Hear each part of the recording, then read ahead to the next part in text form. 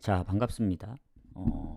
5월이 시작이 되었는데 일단 그래도 출발은 나쁘지 않다. 왜냐면 어제 뭐 승마엔을 보긴 했지만 오버를 같이 묶어 갔거든요.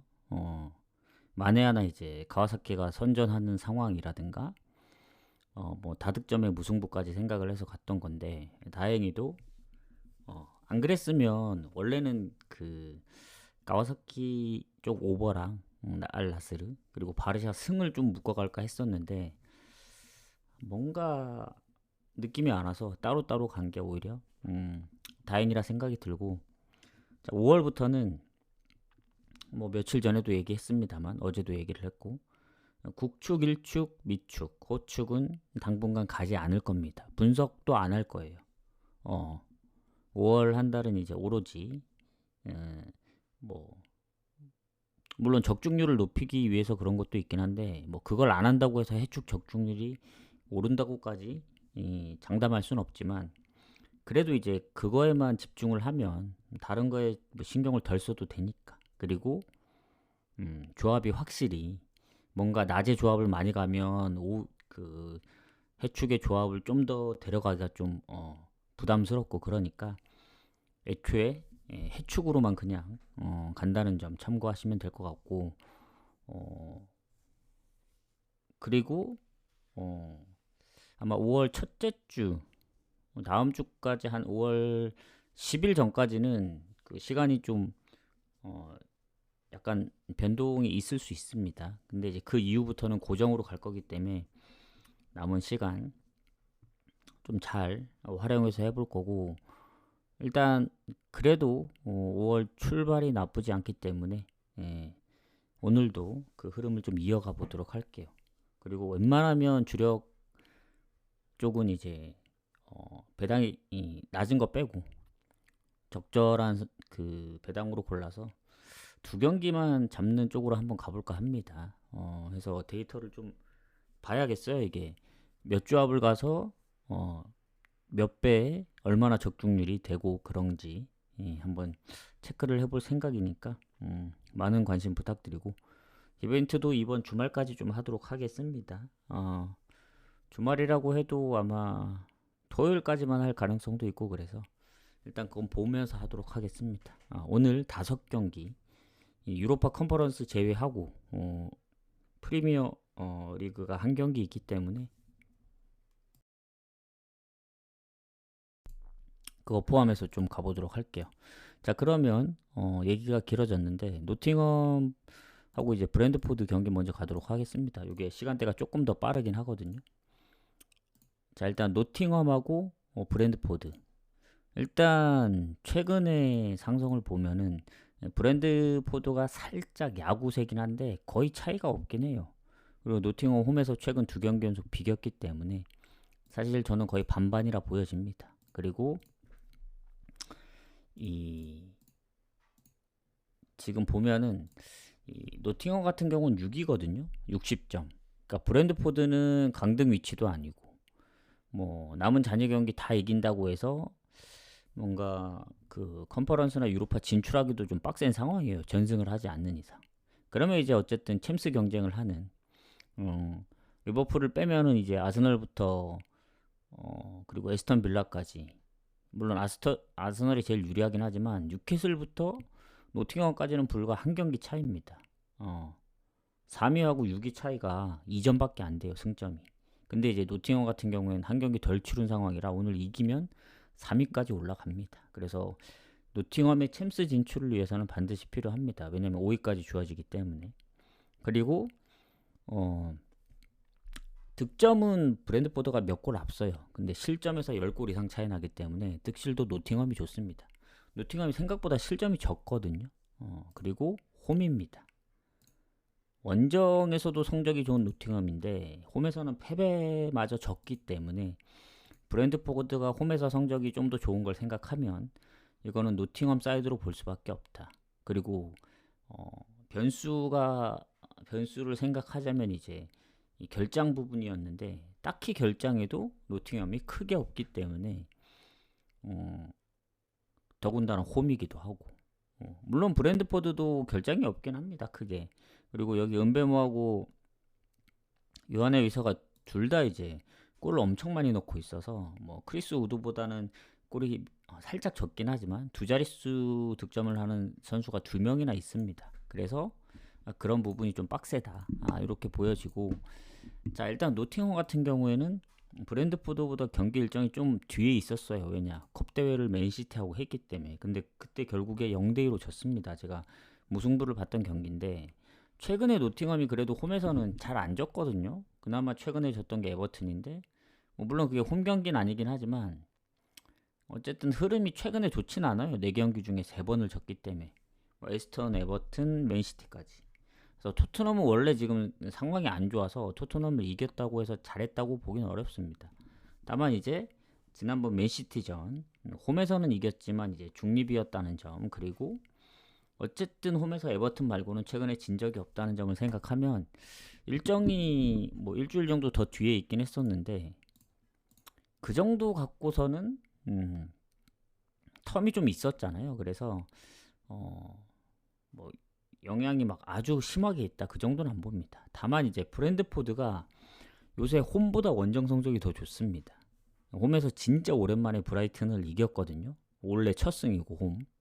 근데 최근에 보면은 아스날 원정도 비기고 홈에서 첼시, 브라이튼, 그리고 최근 뭐 본머스 원정도 쉽지 않은데, 해서 최근 원정에서 패배하는 뉴캐슬밖에 없습니다. 즉 올해 들어서 원정에 딱 1패밖에 없어요.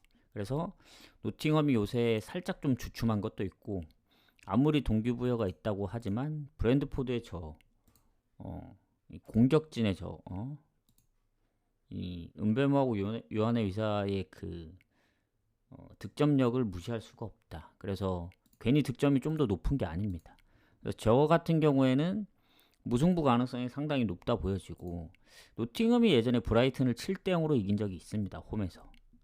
근데 그때는 거의 거의 처음이자 마지막 아니었나? 최근에 다득점으로 이긴 경기가 거의 없어요. 그나마 입스위치전인데 입스위치는 워낙 못하기 때문에 브랜드포드 상대로 다득점으로 이기긴 힘들 거라 보여지고, 퇴장이 아니고선 결과론적으로 뭐냐, 무승부 보지만 이 프렌이 가장 좋아 보여요. 핸디 쪽은 노팅엄 이 프렌. 근데 그런 게 있죠. 이게 확률로 갈 거냐. 그러니까 참고하라고 얘기를 하는 겁니다. 저는 별로 이제 제향하지는 않습니다. 왜냐면 선호하지 않는 이유가, 이 프렌을 가더라도 확률이 노팅엄 이 프렌이에요. 브랜드포드.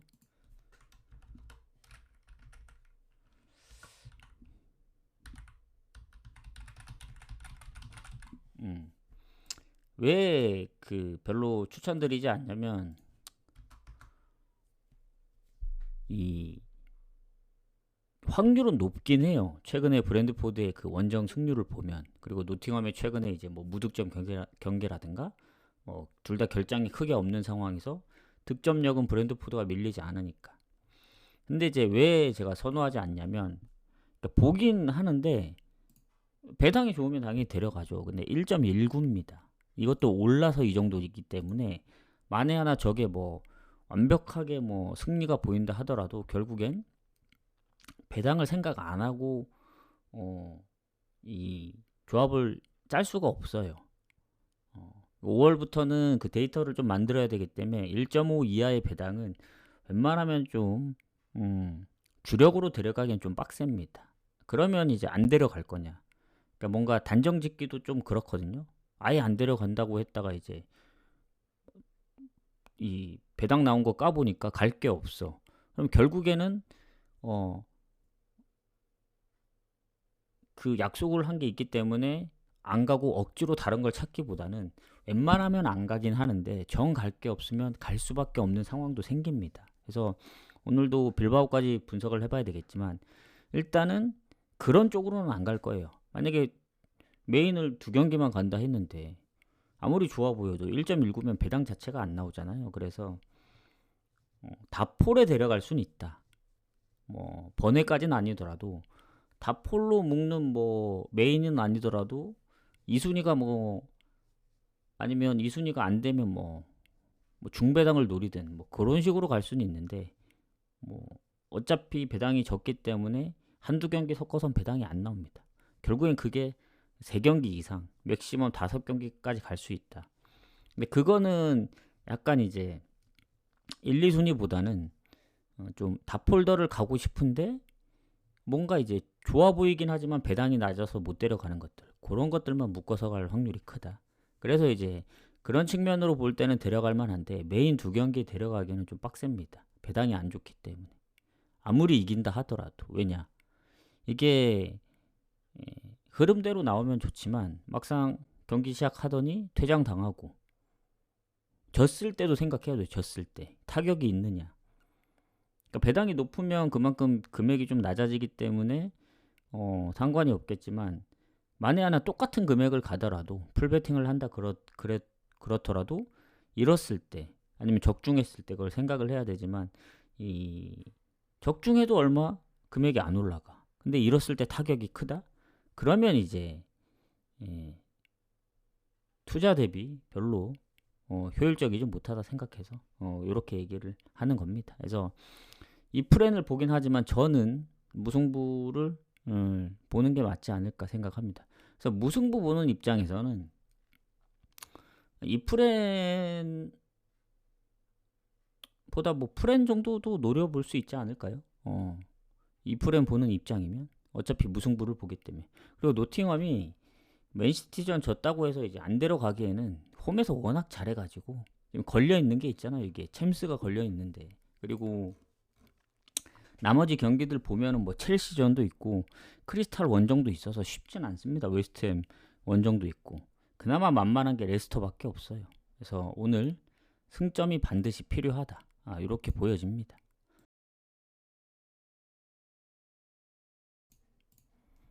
그래서 일단 저는 확률이 가장 높은 것도 얘기해 줘야 되기 때문에 일단 이 프렌, 그리고 조금 더 배당 대비 좀 가볼 만한 거, 그러면 이제 프렌, 그리고 완전히 고배당으로 노릴 건 무승부. 이렇게 보도록 하겠습니다. 브랜드포드가 원정에서 성적이 좋긴 하지만 노팅엄이 그 정도로 무너질 것 같진 않아요. 자, 이렇게 보고 넘어가도록 하겠습니다. 자, 그다음 베티스하고 피오렌티나 이제 컨퍼런스로 넘어갑니다. 오늘 컨퍼런스 이제 4강 2경기, 유로파 이제 4강 2경기인데 일단 두 팀의 상대 전적이 친선전 경기밖에 없습니다. 뭐 한 번씩 주고받았고, 자 그러면 어쨌든 지금 베티스하고 좀 순위를 봐야겠죠. 피오렌티나 리그 성적도 좀 보고 참고를 해야 되기 때문에 일단 베티스 같은 경우 지금 6입니다. 54점. 불과 이제 비아레알 1점이고 빌바오하고 6점 차라서 일단 비아레알하고 이제 순위 경쟁이 있는 상황이고, 피오렌티나 같은 경우 8입니다. 59점. 여기가 더 좀 빡빡한 게 8위임에도 불구하고 라치오, 로마, 볼로냐, 유벤투스 요 4위까지가 딱 한 경기면은 승점이 같아집니다. 피오렌티나하고. 그리고 피오렌티나가 득실에서도 밀리지 않고 그러기 때문에 아탈란타도 65점이나 그나마 조금 더 높긴 한데 여기 잔여 경기 4경기 남았기 때문에 아직 모릅니다. 챔스 경쟁이 아주 치열하다 해서 뭐 둘 다 리그 순위 경쟁이 좀 치열한 편이다. 이렇게 보시면 되고, 그러니까 어느 쪽이 리그 성적이 좀 애매하면 버리고 올인할 수 있는데 이게 또 컨퍼런스기도 하고 챔스권을 얻는 게 더 중요하죠. 자 그러면 일단은 베티스의 상황을 좀 보도록 합시다. 최근에 졌던 경기는 비아레알밖에 없어요. 1대2.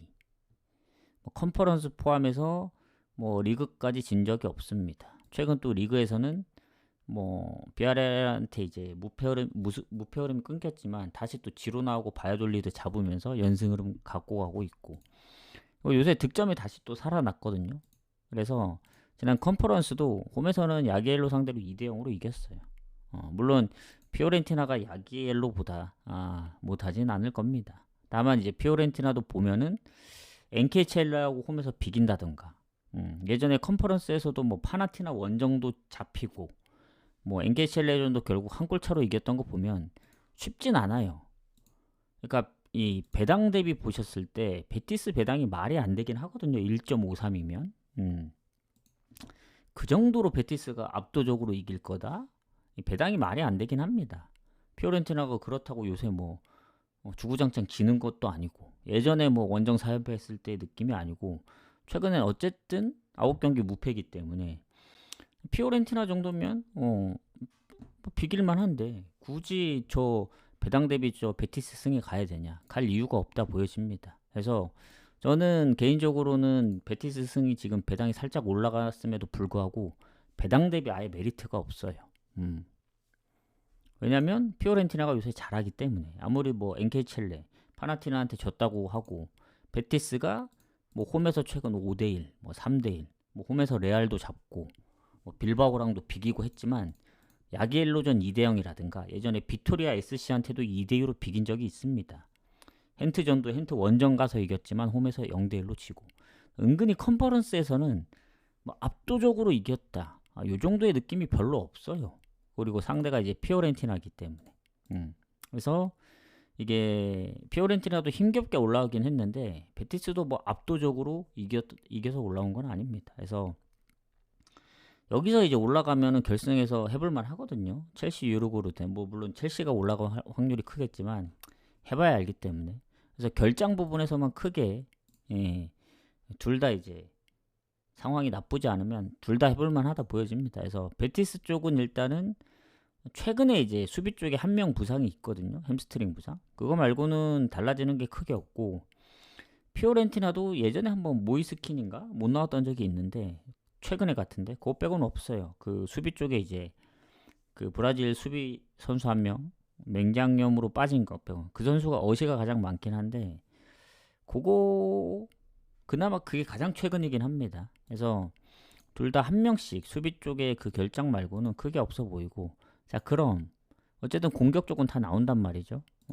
그러면 이제 공격력이 어디가 세냐 라고 물어보면은 일단 피오렌티나는 세리에서 이제 50점 조금 넘게 넣고 있고 베티스도 딱 50점 넣고 있어서 뭐 리그 차이가 있긴 하지만 득점력은 둘 다 비슷하다고 보여집니다. 이제 다만 최근에 이제 득점을 봤을 때 뭐 리그에서 어쨌든 꾸준하게 득점하고 있죠. 무득점 한 적이 거의 최근에 없다 보니 일단 득점은 한다 봐야 됩니다. 제가 볼 땐 베티스. 그리고 피오렌티나도 보면은 얘네가 무득점 한 적이 있긴 해요. 그 베티스보다는 뭐 파르마전도 있고 엘라스 베로나전도 있고 코모한테도 이제 홈에서 졌기 때문에. 근데 어쨌든 컨퍼런스 한정으로 보면은 최근에 다 골을 넣었습니다. 그래서 베티스도 그렇고 뭔가 피오렌티나도 그렇고 무득점 할 것 같진 않아요. 그러면 이제 다득점으로 갈 거냐 아니면 한 골씩 주고받으면서 비길 거냐 라고 접근을 했을 때 일단은 피오렌티나도 최근에 무패 흐름이고 다음 경기가 로마전이 있긴 하거든요. 이 로마전이 상당히 중요하긴 합니다. 지금 순위에 있어서 불과 1점 차기 때문에 그리고 베티스 또한 이제 에스파뇰 원정을 가야 되는데 요새 에스파뇰 아시잖아요. 엄청 잘하는 거. 그래서 에스파뇰도 강등권에서 완전히 멀어진 게 아니기 때문에 원정이라 좀 빡셀 거다. 해서 둘 다 쉽지 않습니다. 원정 경기들이 있기 때문에. 그래서 이 경기 그래도 베티스가 홈이라서 승점을 좀 챙겨 가긴 해야 되거든요. 다만 쉽진 않을 거로 보여집니다. 제가 볼 땐. 베티스가 그래도 공격 쪽에 골이 좀 골고루 분포되어 있긴 해요. 어느 한 선수한테 이제 몰려있지 않고 피오렌티나는 이제 모이스킨한테 몰려있거든요. 골이. 그나마 이제 그 베티스가 좋다는 점은 그건데 제가 볼 땐 그래도 최근에 꾸준하게 이제 홈에서 득점하다 보니 배당 대비 갈만하진 않는데 베티스도 쉽게 질 것 같지 않단 말이죠. 그래서 저는 개인적으로 이런 거는 그냥 배당을 노리고 가야 된다고 봅니다. 피오렌티나도 흐름이 워낙 뭐 좋기 때문에 최소한 어떻게든 골을 넣어서 비길 수 있다는 전제로 가야 되지 않을까.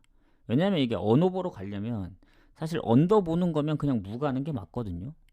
2대2 무 나올 가능성도 있긴 하지만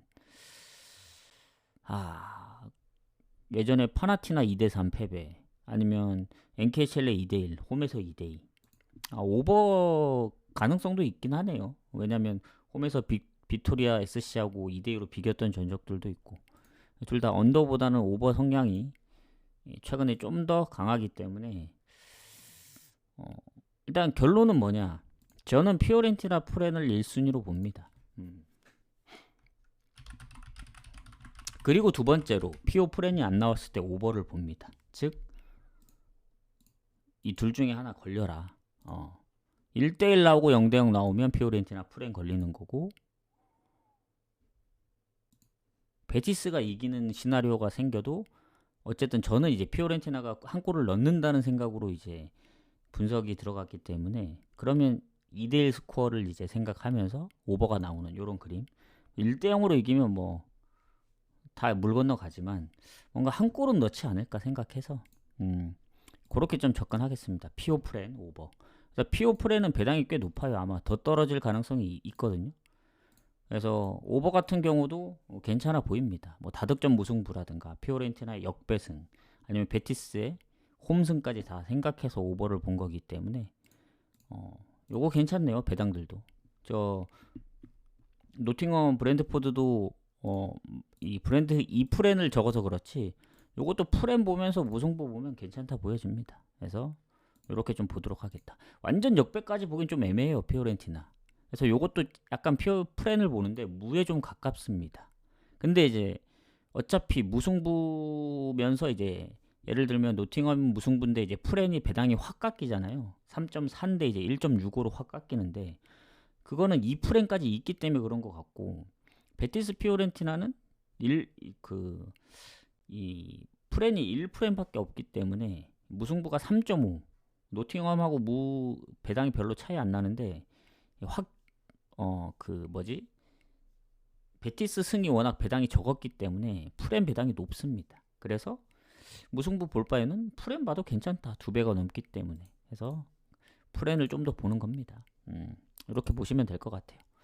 자, 유로고르덴부터는 그냥 가도록 하겠습니다. 따로 적지 않고 참고하실 분은 참고하시고. 자, 유로고르덴 첼시. 일단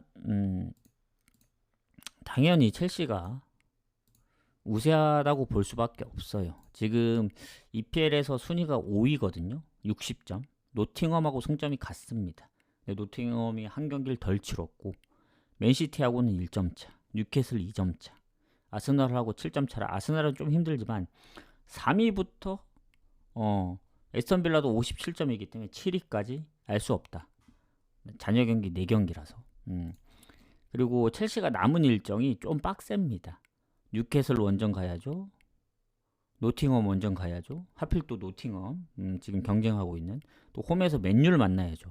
맨유가 못한다 하더라도 또 이런 빅매치 같은 경우는 어디가 이길지 모릅니다. 그리고 유로그로 된 원정 갔다 오고 홈에서 리버풀. 물론 리버풀이 조기 우승을 확정지었는데 모르죠 이게. 그래서 첼시 일정이 좀 많이 빡셉니다. 상대 팀들이. 자, 그러면 일단 유로그로 된 원정에서 무리하지 않을 가능성도 있다고 보거든요. 어차피 홈으로 돌아오기 때문에. 물론 뭐 1차전을 이기는 게 가장 수월하긴 하죠. 다음 일정들도 생각하면. 근데 유로고르덴이 이제 리그 시작한 지 얼마 안 되긴 했어요. 많은 경기를 하진 않았는데 성적이 그렇게 좋다고 볼 수는 없습니다.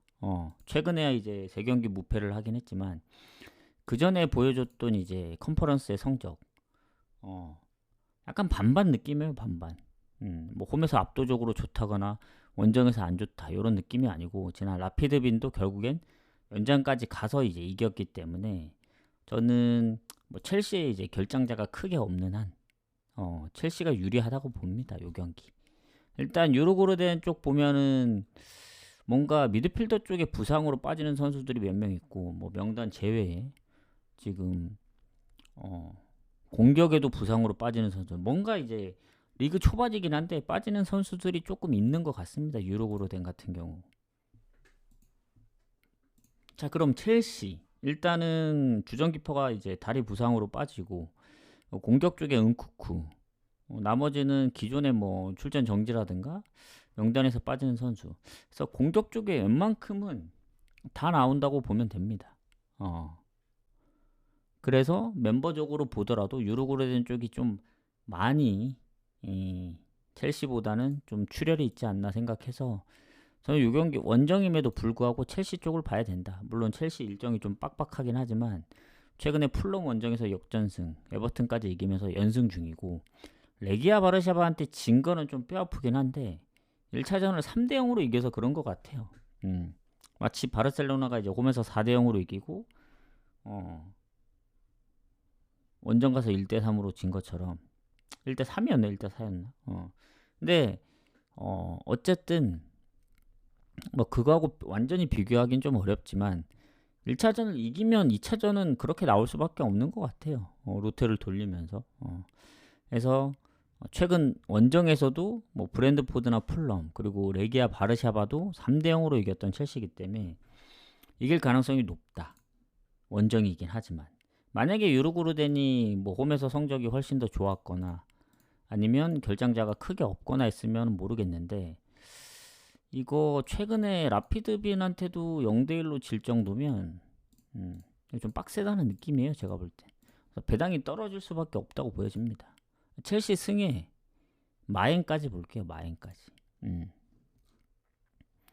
물론 점유율이나 슈팅이 밀린 건 아닙니다. 그때 라피드전. 근데 첼시도 레기아 바르샤바전 전반은 0대 0이었어요. 그래서 뭐 이것도 사실 배당 대비 생각했을 때는 메리트가 아주 있지는 않습니다. 왜냐면 1.2밖에 안 되기 때문에 아까 첼시 승이 유력하긴 하지만 브랜드포드 2프랭 갈 거냐 첼시 승 갈 거냐 근데 그거 반반이긴 해요. 배당이 비슷하기도 하고 그래서 제가 볼 때는 첼시 승의 마인을 보는 게 흐름적으로는 맞는 것 같습니다. 이게 그렇다고 해서 뭐 억지로 뭐 역배를 보겠다 요러기엔 좀 빡세고 언어보다 사실 유르고르덴이 뭔가 좋아 보였으면 오버를 갈 텐데 이게 첼시가 지난번 레기아 바르샤바 원정에서 이제 무실점한 전적도 있고 그래서 생각보다 유르고르덴이 골을 못 넣었을 경우 이게 언더로 끝날 가능성도 있다고 보여져서 오버가 지금 빠지고 있는 배당이라 접근하기가 좀 어렵습니다. 그래서 좀 애매한 오버 갈 바에는 배당이 좀 더 적더라도 첼시 승을 가는 게 맞다 보여지고 오히려 배당을 좀 늘리고 싶다. 그러면 차라리 첼시 마행 가는 게 낫다고 봐요. 그래서 오늘 원정이지만 첼시 승의 마행 이렇게 보도록 하겠습니다. 왠지 이번에도 원정 가서 이기고 홈에서 질 가능성이 있어요. 원정에서 대승 거두고 홈에서 또 한 골 차로 지면 결국엔 올라가니까 남은 일정들이 이제 좀 신경 써야 되는 첼시 입장에선 왜냐면 그 유로그로 된 다음 경기가 이제 뉴캐슬이거든요. 홈 다음 경기가. 그래서 그렇게 보도록 하겠습니다. 자, 추천 질차트 한 번씩만 부탁드리고 자, 이제 그 컨퍼런스는 끝났고 토트넘이죠. 토트넘하고 보데글림 가도록 하겠습니다. 자, 토트넘하고 보데글림 같은 경우 일단 지금 토트넘이 의미가 없죠. 무슨 의미가 없냐? 리그는 어차피 이기든 지든 의미가 없다. 그냥 어차피 4경기 남았으니까 강등 당할 일도 없고 그냥 이제 최악으로 이제 최근에 이제 최악으로 남느냐 그거 싸움이거든요. 왜냐하면 웨스트햄하고 불과 1점 차입니다. 그러니까 득실도 엄청 안 좋은 웨스트햄인데 그 웨스트햄하고 불과 1점 차예요. 뭐 위로는 에버튼 메뉴가 있긴 하지만 누가 더 못하냐의 싸움인 것 같아요. 지금 웨스트햄, 토트넘, 에버튼, 맨유가 울버햄튼이 좀 치고 올라가는 상황이고 그래서 불과 한 경기 차기 때문에 내 팀이 입스위치가 만약에 조금 더 승점이 좋았더라면 진짜 강등까지 걱정해야 될 뻔했다. 이런 그 상황이었고 어쨌든 강등이 다 확정됐기 때문에 강등 당할 일도 없고 차라리 리그에 뭐 17일 하든 16일 하든 어차피 안 좋다고 얘기하는 건 똑같잖아요. 16위 했다고 더 잘했다 이렇게 하진 않겠죠. 어차피 많이 떨어진 상황에서 뭐가 됐든 욕먹을 게 뻔하니 이럴 거면 유로파라도 우승컵 들어올리면 챔스도 가고 뭔가 리그에 부진한 거를 만회할 수도 있다는 생각이 드는데 자 그럼 토트넘이 지금 좋은 게 있느냐 보데글림보다. 일단 손흥민이 여전히 부상 중이고 뭐 나머지 티모 베르너만 아예 명단 제외된 거 빼고는 공격에 그 두 명 빼고는 없고 나머지는 다 그대로죠. 수비도 이제 한 명 드라구신이 이제 예전에 부상으로 아예 아웃되고 그거 빼고는 없고 그래서 결장자가 예전보다는 아주 많이 줄었죠 토트넘. 그리고 보데글림 같은 경우에는 그 어디 있었냐 제가 그 어디서 기사를 본 것 같은데 일단 빠지는 선수가 좀 있습니다. 뭐 경고 누적도 있고 뭔가 지금 공격 쪽에 발목이 안 좋은 선수도 있고 그래서 이게 토트넘보다 결장자가 좀 있기 때문에 그 비중이 좀 있다고 하더라고요. 그래서 그런 부분까지 생각을 하면은 확실히 또 토트넘 홈이기도 하고 확실히 홈 경기는 꼭 잡아야 된다. 왜냐 그때 프랑크전 비겨서 좀 불안했었는데 결국 프랑크 원정 가서 이겼거든요. 그리고 토트넘이 은근히 유로파에서는 좀 강했습니다. 홈에서 알크마로도 3대1로 잡고 뭐 약팀이긴 하지만 엘프스보리도 3대0. 그래서 보데글림이 못하는 팀은 아니거든요. 얘네가 이제 노르웨이 그 노르웨이 리그가 아직 시작한 지 얼마 안 됐습니다. 얼마 안 됐기 때문에 올해 합을 맞추는 데 있어서는 토트넘이 좀 더 유리할 수는 있는데 얘네가 유로파 성적을 보시면 아시겠지만 은근히 강팀 상대로도 좀 비볐어요. 뭐 니스 원정이나 트벤테도 그렇고 예전에 어디였더라 맨유였나? 특히 홈에서는 거의 다 이겼습니다. 뭐 트벤테, 라치오, 뭐 베식타스 다 이겼기 때문에 그나마 이제 최근에 좀 불안한 건 원정에서 올림피아코스랑 이제 최근 라치오전을 졌다는 점. 근데 라치오전도 결국엔 승부차기까지 끝에 올라갔기 때문에 좋긴 한데 그래도 전 토트넘 승 봐요 이거. 홈이면은 좀 고민되거든요. 결장자가 있어도 노르웨이 원정이 쉽지 않기 때문에. 근데 홈이면 토트넘이 뭐 최근에 리그에서 보여줬던 그 안 좋았던 다 잊어버리고 결국 리버풀도 선제골을 넣긴 했는데 결국 무너졌잖아요. 그래서 뭐 보데글림이 그 정도로 잘할 거라 생각은 안 합니다. 지금 뭐 몇 명이 빠져 있는 상황에 더군다나 원정이기도 하고 그래서 토트넘이 그래도 못한다 하더라도 홈에서만큼은 웬만해선 잘 안 지긴 했어요. 대부분 다 원정에서 졌던 경기지 최근에 노팅엄 그리고 2월에 있던 맨시티 말고는 최근에 진 적이 없긴 합니다. 물론 레스터한테도 잡히긴 했지만 그 전에 뭐 프랑크, 사우스햄튼, 알크마르, 본머스, 뭐 맨유까지 다 지지 않았던 경기들이에요. 그래서 전 이 경기 토트넘 승 그리고 만에 하나 보데글림이 이제 대부분 졌던 경기들도 한 골 차였기 때문에 마인까지 보기는 좀 빡셀 수는 있어요. 토트넘 승이 별로 이제 좋지는 않잖아요. 첼시 승 갈래, 토트넘 승 갈래 하면 첼시 승 가죠. 원정이라도. 첼시가 훨씬 더 좋아 보이는데. 근데 홈 원정이 어떨 때 보면 클 때도 있습니다. 토트넘 홈이라는 점. 그리고 결장자가 크게 없다. 그래서 뭐 이거 박빙의 승부가 예상될 수도 있지만 저는 토트넘 승에 마인까지 보겠습니다. 마인. 그리고 언오버는 3.5라 좀 고민되는데 이게 오버가 나오려면 사실 보데글림이 한 골은 무조건 넣어줘야 돼요. 2골 넣어주면 더 좋고. 근데 토트넘 승과 마인 보는 입장에서 3대1 스코어가 가장 좋긴 한데 보데글림이 골을 못 넣는 것도 생각해야 됩니다. 지난번 라치오전처럼. 그래서 요 경기도 아까 유로고르덴이 골을 못 넣으면 아까 언더가 날 수 있다. 첼시가 배당이 빠졌으니까. 그 오버 배당이. 그래서 배당 대비 메리트 없다 해서 승마인만 봤잖아요. 요건 또 반대로. 토트넘하고 이제 토트넘이 이제 홈승과 이제 마인을 보는데 배당이 오버가 되게 갈만한 배당이에요. 2배라서.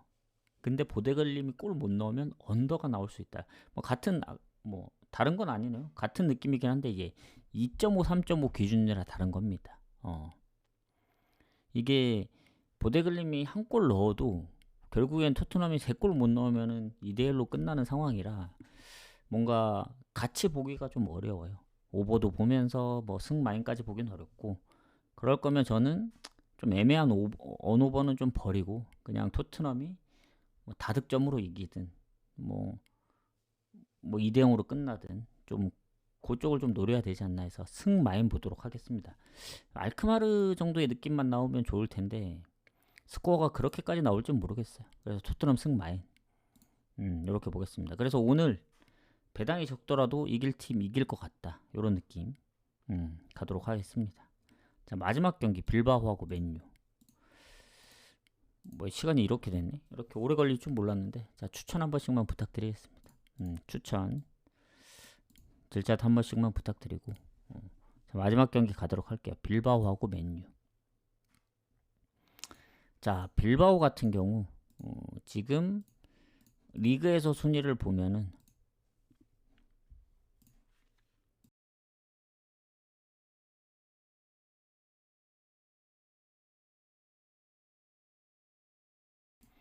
(4위입니다) 4위. 뭐 바르샤 레알이 우승 경쟁이고 AT 근데 얘네는 승점이 조금 떨어져 있긴 해요. 다른 리그와는 다르게 3위하고 4위도 두 경기 차. 빌바오하고 이제 비아레알 5위도 5점이니까 두 경기 차.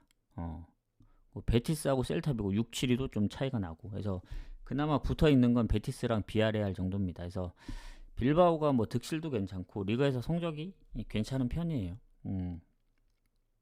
괜찮지가 않고 이제 좋은 편이죠. 자, 그러면 일단은 맨유 입장에서는 뭐 아까 뭐 토트넘하고 다를 게 없습니다. 15위를 하든 13위를 하든 뭐가 중요합니까? 13위 해도 못했다 할 거고 12위 해도 못했다 할 거고 뭐 15위로 떨어지든 14위를 하든 크게 달라지는 건 없다. 강등 당할 일도 없고 그러면 뭐 리그보단 여기에 올인해야죠. 그래서 맨유도 다음 일정이 뭐 브랜드포드 일정이고 남아있는 경기들이 빡빡해요. 첼시 원정, 홈에서는 웨스트햄, 에스턴 빌라. 강팀들만 남아있죠. 뭐 빌바오도 리그에서 보면은 바르샤 경기도 남았고 홈에서 강한 발렌 원정, 그리고 소시 원정, 헤타페 원정. 그나마 만만한 건 알라베스 정도인데 자, 동기부여가 더 강한 건 어디겠습니까? 맨유 아니겠습니까? 리그는 어차피 뭐 경쟁할 게 없고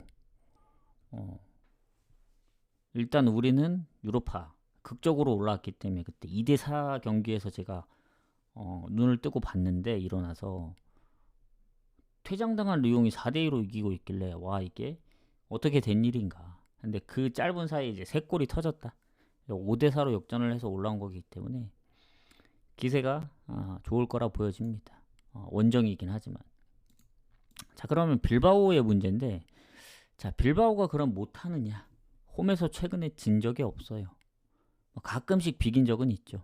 최근에 진 것도 레알전밖에 없긴 하고 그리고 로마 원정에서 졌지만 3대1로 이겼고 최근 레인저스도 2대0으로 이겨서 최근 홈에서의 실점률이 상당히 적습니다. 아마 최근에 한 골 이상 먹힌 적이 없어요. 그래서 맨유가 아무리 동기부여가 강한다고 하지만 저는 맨유의 승리 자체를 안 봅니다.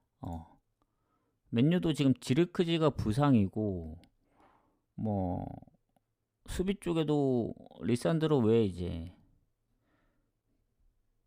또 누구 있지? 디오고 달롯이 부상이네. 이러면은 결장 부분도 물론 빌바오도 한 명이 있긴 해요. 공격에.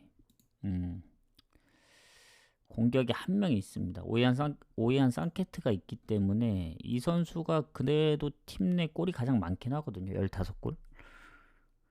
근데 이번만 못 나온 게 아니고 가끔씩 몇 번 못 나왔어요. 그 와중에도 성적이 좋았기 때문에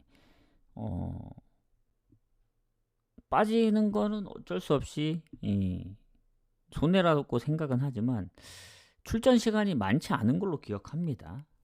뭔가 약간 교체해서 들어갔던 느낌이어서 골은 많긴 하지만 그래서 제가 볼 땐 빌바오가 홈이고 최근에 실점률로 봤을 때는 질 것 같진 않습니다. 뭐 아주 예전이긴 하지만 12년도에 그 맨유 상대로 2번 다 이겼어요. 홈 원정. 전적이 많지 않아서. 그래서 결론은 뭐냐? 일단 빌바오가 지는 그림은 안 그려진다. 맨유가 최근에 득점력을 보면 뭐 리옹전 2골, 원정도 2골, 홈에서도 2골 했는데 빌바오 상대로 그렇게 골을 넣을 수 있다고는 생각이 안 들어요. 잘해야 한 골? 그러니까 박빙의 승부가 예상되는 경기죠. 빌바오가 홈이라 유리하긴 하지만 맨유도 남아있는 게 이거밖에 없고 최근 본머스전도 비겨가지고 근데 원정에서의 승률로 보면은 몇 번 이긴 적이 없어요 최근에. 그나마 레스터 3대0 빼고는 뭐 다 지거나 비겼기 때문에 맨유가 이기는 그림을 봤다면 프렌을 봤겠지만 맨유의 승리는 안 봅니다. 다만 비길 가능성은 있습니다. 리옹전처럼. 그래서 이 맨유도 유로파에서만큼은 성적이 좋았어요. 90분 기준 최근에 진 적이 없거든요. 그래서 결론은 그래도 홈이라 맨유도 결장 부분이 몇 명이 있고 그래서 뭐 무승부 가능성도 높긴 한데 홈이라 홈 이점을 조금 더 주도록 하겠습니다. 그래도 맨유의 최근 좀 어지러운 그 흐름을 봤을 땐 반반은 그렇고 6대4 정도로 봅니다. 빌바오 6, 무승부 4 정도. 해서 빌바오 승무 보면서 빌바오의 실점률 때문에 빌바오가 그렇다고 최근에 득점이 막 높은 건 아니에요. 그 레인저스도 2골을 넣긴 했지만 뭐 오사수나 0대0이라든가 로마도 그때 퇴장이 있었던 걸로 알거든요. 전체적으로 봤을 땐 오버가 좀 많긴 했어요. 홈에서 3대1 두 번, 원정에서는 또 질 때 시원하게 지고 1대4로도 지고 그랬었는데 저는 오히려 요 경기 언더 가능성이 좀 있다 봅니다. 승무 보는 입장에서. 그래서 승무 보면서 언더를 좀 보겠다. 근데 6대4로 보긴 하는데 자꾸 무가 좀 걸리긴 합니다. 빌바오도 뭔가 쉽게 이길 것 같진 않아요. 승률이 뭐 그렇다고 무가 엄청 많고 그런 건 아니거든요. 최근 홈에서 3연승도 하고.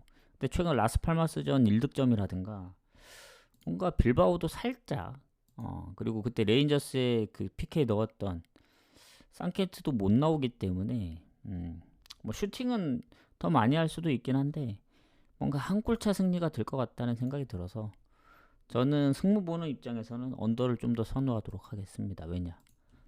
비겨버릴 수도 있으니까. 그래서 이렇게 좀 보도록 하겠습니다. 해서 어제에 이어 오늘도 잘 좀 분석을 해서 조합을 잘 짜고 해서 조합은 오늘 좀 늦을 수 있습니다.